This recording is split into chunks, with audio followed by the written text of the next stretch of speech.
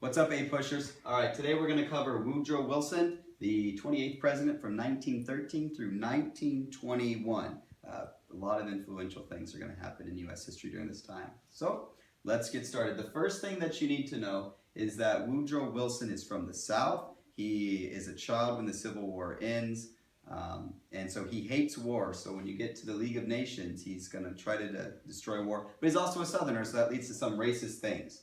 The first thing that you need to know is that there is the election of 1912, and in the election of 1912, you've got Eugene V. Debs for the Socialist Party, William Howard Taft for the Republican Party, Teddy Roosevelt for the Progressive Party, and of course Woodrow Wilson for the Democrats.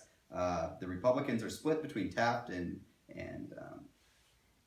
Teddy Roosevelt, and so Woodrow Wilson's going to win. And in his campaign, he's going to promise for a new freedom, which includes the following three things. He's going to lower tariffs because he's a Democrat, and that's what Democrats do. They bring tariffs down. Republicans raise them up. Democrats bring them down. He's going to fix the banking system, and he's going to regulate business. So number 1, 2, 3, 4, and 5 are all connected to the new freedom. We'll find out how successful it is. The Underwood tariff lowers tariffs.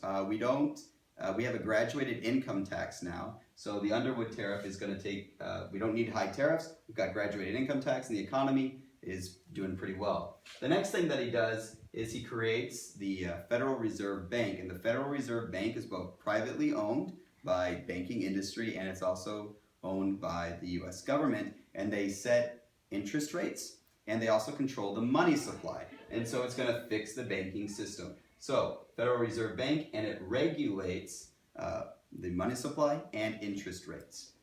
Next is the Clayton Antitrust Act, and it does just that. It creates a little bit of a problem for monopolies that have been controlling the economy. It increases the power of the Sherman Antitrust Act. The Sherman Antitrust Act was used in the Gilded Age to put strikers down because it says if you interfere with commerce, you interfere with the economy, and that's illegal, it's unconstitutional, and so it was used against the strikers. That's why in the Gilded Age you see troops putting down these strikers. Well, now you can't do that anymore. You cannot attack labor unions. You cannot attack people trying to strike. The Sherman Antitrust Act is now going to increase the power of labor unions and decrease the power of those titans of industries, those monopolies, those robber barons.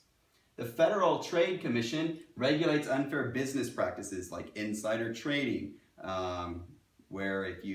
and another thing where if you sell bad products, if you sell something and you say it does one thing and it does something else, well, congratulations, you can be sued for that. If I say this little thing is going to cure cancer and it doesn't, you're lying and you can be sued for that. So it decreases the power of monopolies. So the new freedom said that it was going to lower tariffs, so that it was going to fix the banking industry, and said it was going to regulate business.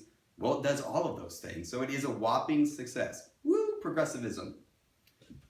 Number 6 over here is the 17th Amendment. This allows for the direct election of senators. No longer are the senators going to be elected by the House of Representatives. Government is more accountable to the people. In terms of black relations, Woodrow Wilson, from the South, very racist himself, while he is going to support democracy abroad when you get to World War I, at home, it's not. He has segregation of the U.S. government for the first time in U.S. history. He's also going to be a big fan of the movie Birth of a Nation, which is the most racist movie ever. It depicts the KKK as the saviors of the South. The group of people that helped Woodrow Wilson get elected in that close election of 1912 were the blacks, and they were supported by W.E.B. Du Bois.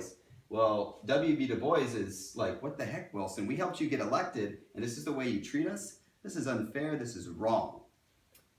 Moving right along here, I have a separate little presentation about missionary diplomacy, but what you do need to know is the foreign policy of the United States used to be big stick diplomacy under Teddy Roosevelt.